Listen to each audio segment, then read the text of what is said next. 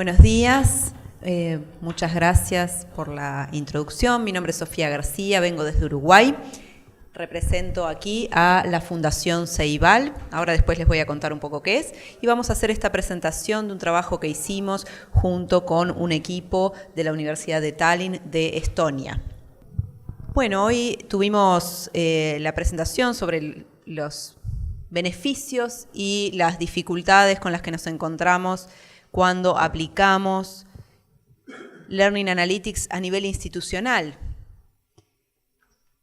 Eso además tiene algunas limitaciones que no fueron mencionadas hoy.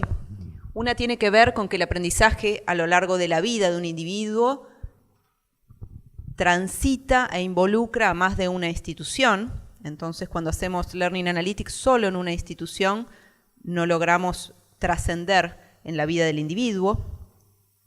No nos permite compartir evidencia entre las distintas instituciones y no posibilita una perspectiva macro del sistema educativo de un país. Por eso surgió esta inquietud de este proyecto, hicimos este estudio de 6 casos de Learning Analytics a nivel nacional, o sea, a escala nacional, no solo dentro y enmarcado en una institución específica. Incluimos entonces 3 casos de Estonia y 3 casos de Uruguay. ¿Dónde quedan Estonia? ¿Qué son Estonia y Uruguay? Son estos 2 países... ¡Ay, no pasó! Ahora sí. Son estos 2 países chiquititos, perdidos, allá en Europa, acá en América Latina. En Uruguay tenemos un sistema desde el año 2007, que se llama Plan Ceibal, que ha implementado a nivel universal en todo el país, para todas las escuelas y liceos públicos, educación primaria y media de todo el país, el plan Una computadora o un dispositivo por niño. En Estonia tienen también iniciativas de un dispositivo por niño, pero también trae tu propio dispositivo, son las que están trabajando. Y tienen una estrategia nacional de promover el aprendizaje como un proceso a lo largo de toda la vida. Este es un poco el contexto en el que vamos a ver esta presentación. Vamos a incluir un breve resumen de cada uno de los 6 casos analizados y al finalizar vamos a ver, bueno, qué cosas encontramos en común en ese proceso en el que los investigadores y las investigadoras transitaron para poder llegar a aplicar analíticas del aprendizaje a nivel nacional.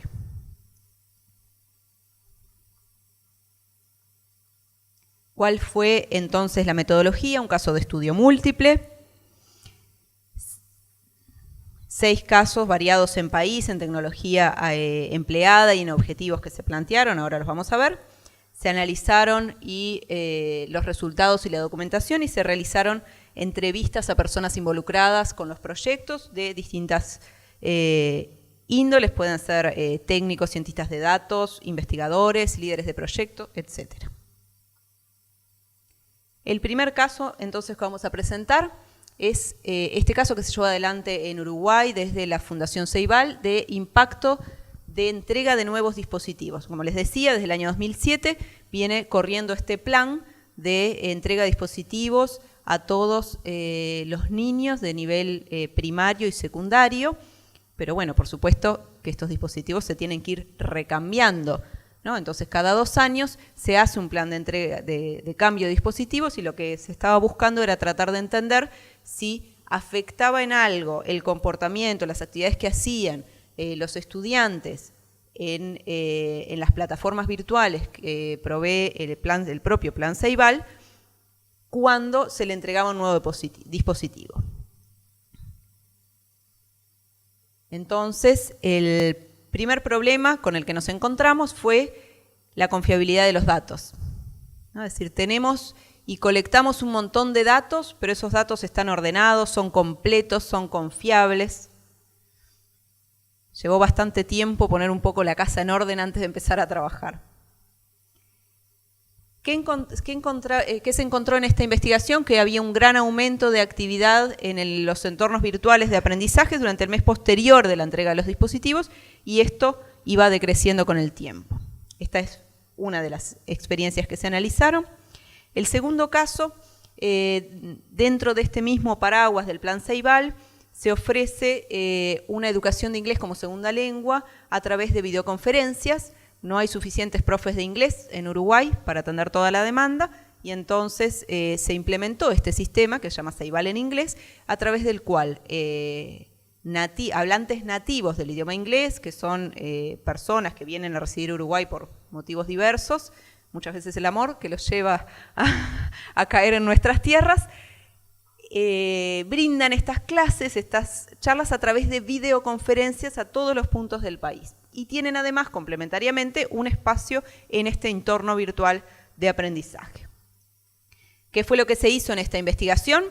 Se hizo un análisis de los registros del entorno virtual de aprendizaje, se comparó con los resultados de las pruebas anuales en inglés y con datos sociodemográficos. Aquí tienen la muestra utilizada, que fue de 115.715 estudiantes. Somos 3 millones nada más en Uruguay, lo aclaro, porque capaz que el número para otros países no es tan grande, para nosotros es significativo.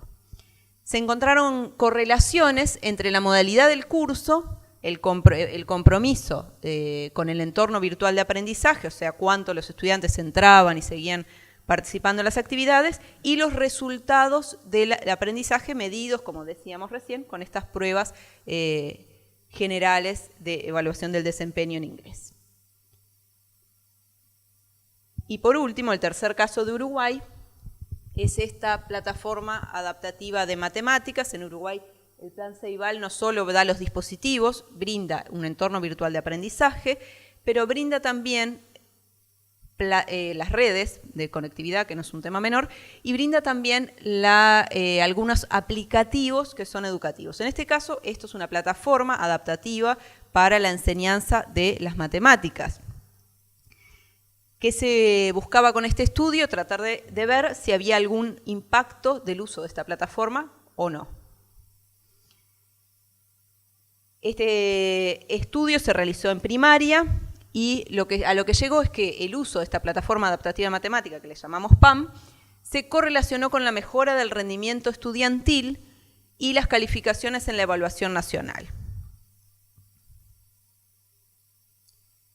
Se trabajó con 2.143 estudiantes, 237 escuelas. Esto fue una muestra representativa, fue un trabajo tercerizado con un instituto de estudios específico, también por un tema de confiabilidad de la investigación, lograr hacerla tercerizada.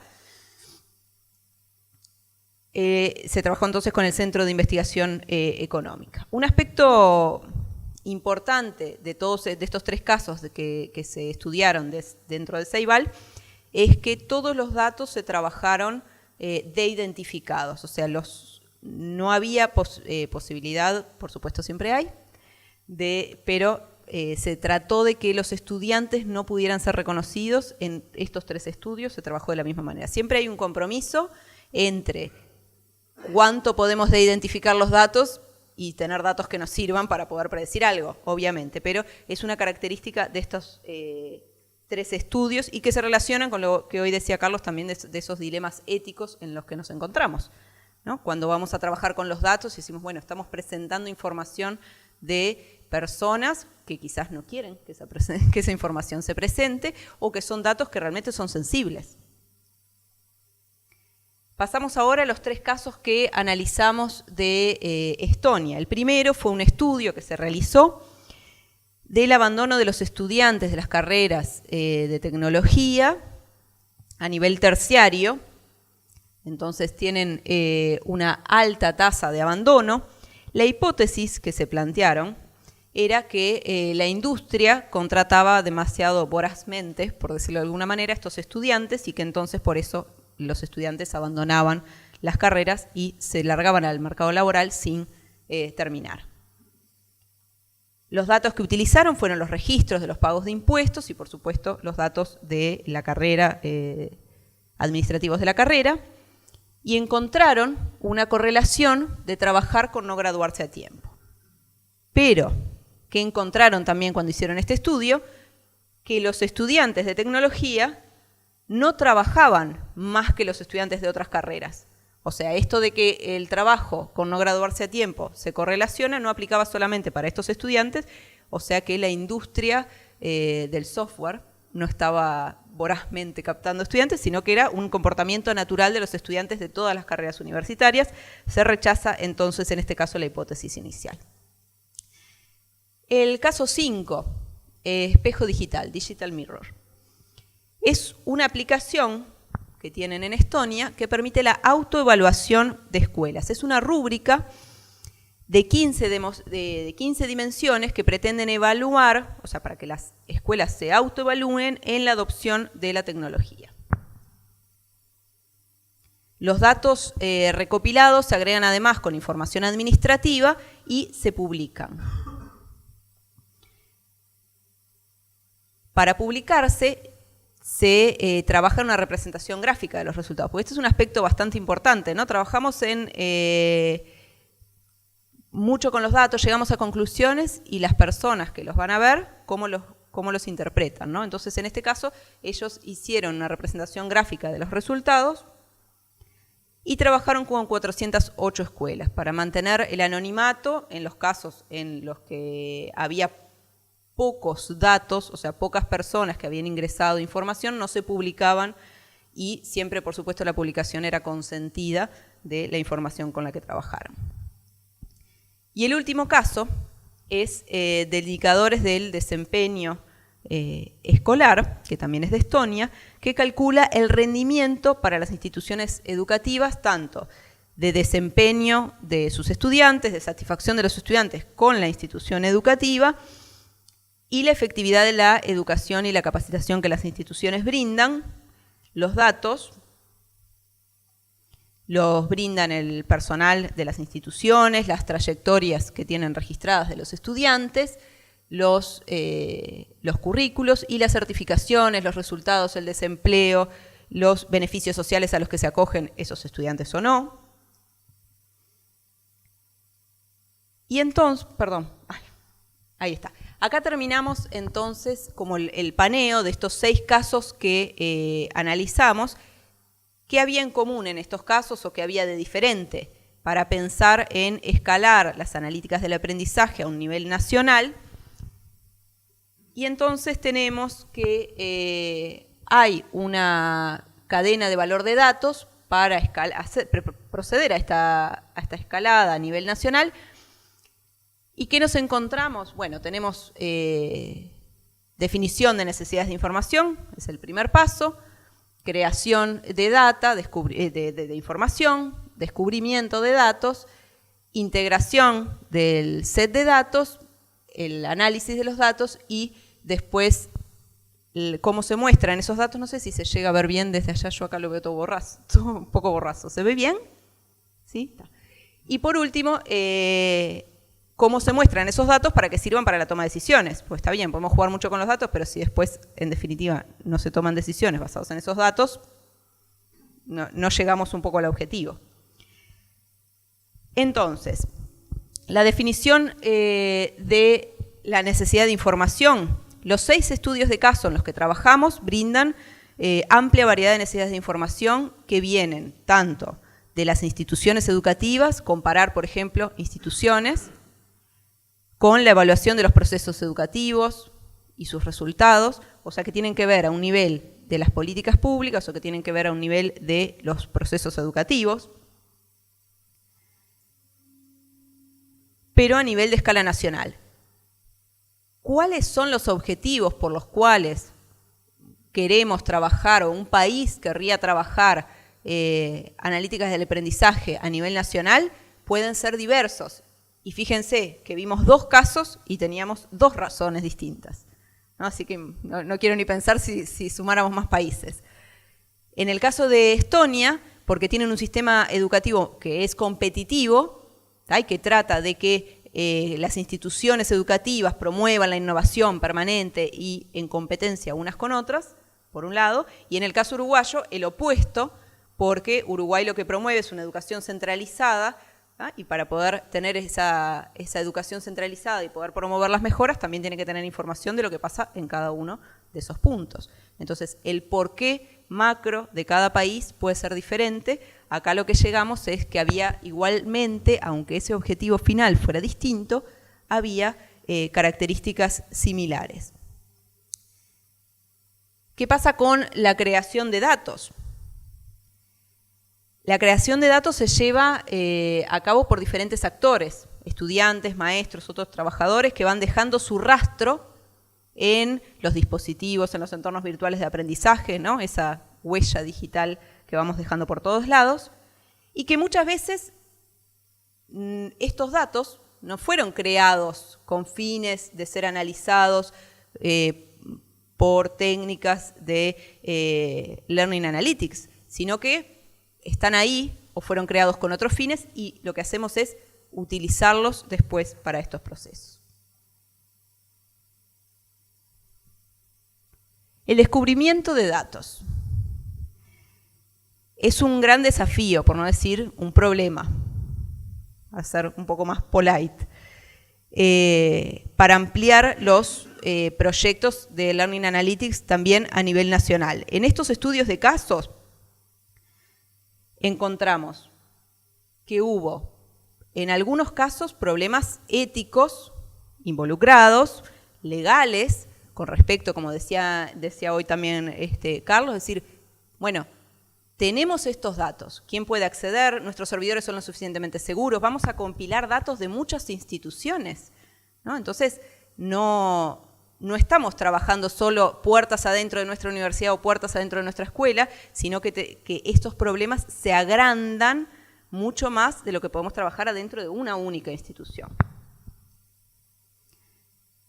Entonces, bueno, la responsabilidad legal y ética de la propiedad de los datos, en muchos casos, de estos que analizamos, se resolvió mediante la de-identificación, que ahí entra el problema de hasta dónde de-identificamos los datos y hasta dónde se pueden reconstruir, pero sí instauró el tema, fíjense que hace 12 años que está rigiendo el Plan Ceibal en Uruguay, por ejemplo, y el tema de la protección de los datos, o qué hacemos con esos datos, o hasta dónde es ético utilizar esos datos que nosotros tenemos, ¿no? Surgió hace apenas un par de años y se ha empezado a armar una comisión de ética, pero todo esto no existía, o sea, es un problema que ha surgido y que a partir de las investigaciones o de empezar, porque los datos estaban ahí, pero si no hacías nada, parecía como que no estaban, pero a partir de empezar a investigar y empezar a aplicar analíticas del aprendizaje o técnicas de Big Data para poder tratar de extraer información de esos datos o tratar de que esos datos sirvan para la toma de decisiones, nos empezamos a encontrar con estos escollos.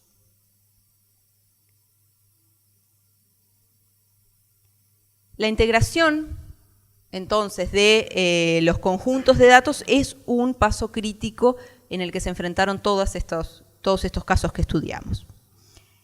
Lleva dificultades, desde dificultades técnicas, es decir, bueno, tenemos que tener todos estos datos en un mismo lugar, ¿no? Una dificultad técnica, y por supuesto también, como veníamos hablando, los problemas éticos y legales. Y por último, el apoyo a la toma de decisiones. El análisis de datos no vamos a profundizar porque no tiene, en este caso, no lo presentamos así tampoco en el trabajo, diferencias con lo que podría ser un desarrollo a nivel local intrainstitucional y no interinstitucional. ¿Qué pasa con esa información? El apoyo a la toma de decisiones involucra a los consumidores de datos. En muchos casos, como decíamos, los creadores de políticas públicas, los tomadores de decisiones, pero también a los docentes que están involucrados, a los directores de los centros educativos, y en todos los casos se reportó la necesidad de una alfabetización de datos. Es un problema para entender los resultados. Está bien, yo te presento los resultados, pero ¿cómo se interpretan? Hasta si te los presento en un entorno visual como Digital Mirror, está bien, pero ¿cómo interpreto esos datos? ¿Cómo la otra persona logra entender cabalmente lo que significa? ¿Cuáles son los alcances y cuáles son las limitaciones? ¿No? Porque si no se convierte entonces también las analíticas del aprendizaje en una caja negra. Está bien, los puse ahí, pasaron por ahí. Si yo que vengo del área de educación, ¿no? Soy profe, digo, bueno, está bien, entran los datos, pasan por esa caja negra, no sé qué pasa y sale esto. No, pero si yo no los puedo interpretar, no los puedo cuestionar, no puedo tratar de pensar qué es lo que pasa ahí adentro, entonces esos datos hasta dónde me van a servir para tomar decisiones que realmente estén basadas en la evidencia y no en un pedazo de la realidad que se me muestra de determinada manera y que yo la interpreto de otra. ¿Cuáles fueron las conclusiones? La escala de proyectos implica considerar partes interesadas adicionales. ¿Ah? No estamos solamente quizás pensando cuáles son las necesidades de los tomadores de decisiones, cuáles son las necesidades de los directivos de esta institución educativa o del proceso educativo, sino que entran también actores políticos que tienen que ver... me dicen que me quedan 8 minutos, no, pero ya llego. Actores políticos de los sistemas educativos, lo que hablábamos hoy de las razones por las cuales queremos implementar sistemas de utilización de los datos para la toma de decisiones. La integración de datos, como decíamos hoy, es el paso más desafiante en esta cadena de valor de los datos desde el punto de vista administrativo y técnico. Y el desafío que mencionábamos, cómo se muestran a las partes interesadas en la cadena de valor de los datos. Y acá hay un tema que nos parece bastante interesante dejarlo picando, no lo vamos a profundizar. Las partes interesadas a nivel de lo que pasa en el proceso de aprendizaje en el aula, ¿ah? Son proveedores de información, dejan su huella, pasan los estudiantes, pasan los docentes, procesamos todos los datos y ¿a dónde van? A los tomadores de decisiones, a los administradores públicos, pero muchas veces no vuelven para aquel lado. Entonces, en realidad, estamos haciendo un uso quizás más limitado, ¿no? Ese uso administrativo de las analíticas del aprendizaje, y nos estamos perdiendo de que eso sea una herramienta para los docentes de aula que puedan mejorar sus prácticas también basados en la evidencia. Entonces, un camino alternativo es decir, bueno, está bien, los docentes nos dan datos, las personas de las instituciones nos dan datos, pero los datos vuelven hacia los dos lugares, ¿no? O sea, se procesan en esta cajita negra que tenemos acá y vuelven.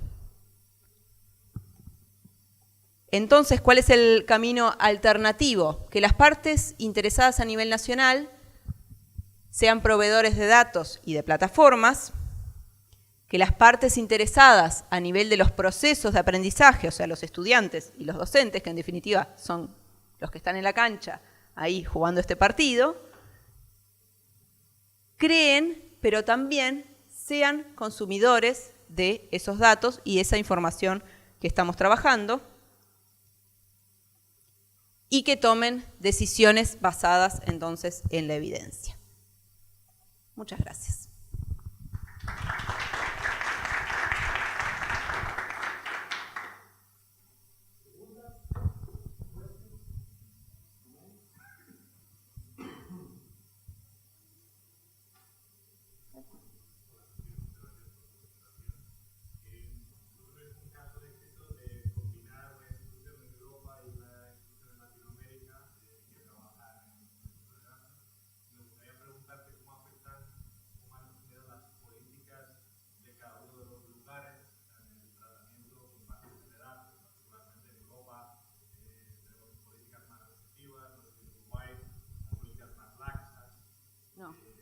No, de hecho, la Ley de Protección de Datos Personales en Uruguay rige, la de ustedes, la nueva, es del año pasado, de marzo, abril del año pasado.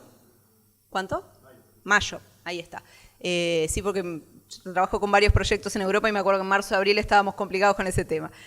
Pero en Uruguay en realidad está desde mucho antes, desde hace como 5 años que rige la Ley de Protección de Datos Personales, por la cual en realidad cuando uno colecta datos que son para otros fines distintos que para los que el estudiante dio los datos, tiene que pedir su consentimiento y eso no se puede usar y tiene que borrar su huella si el estudiante lo requiere también. O sea que en el caso de Uruguay, que es del que yo puedo hablar, comparado con Europa, estamos en bastante similitud en lo que tiene que ver con protección de datos personales.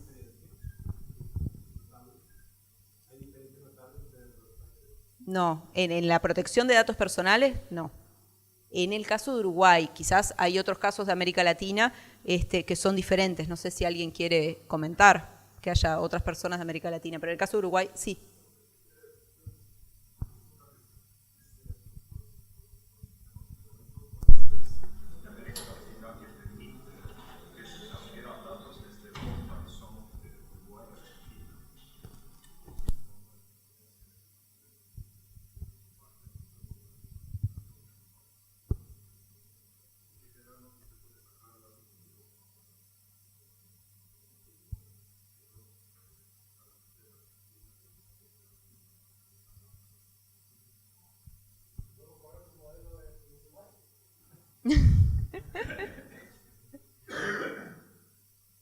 No sé si eso contesta.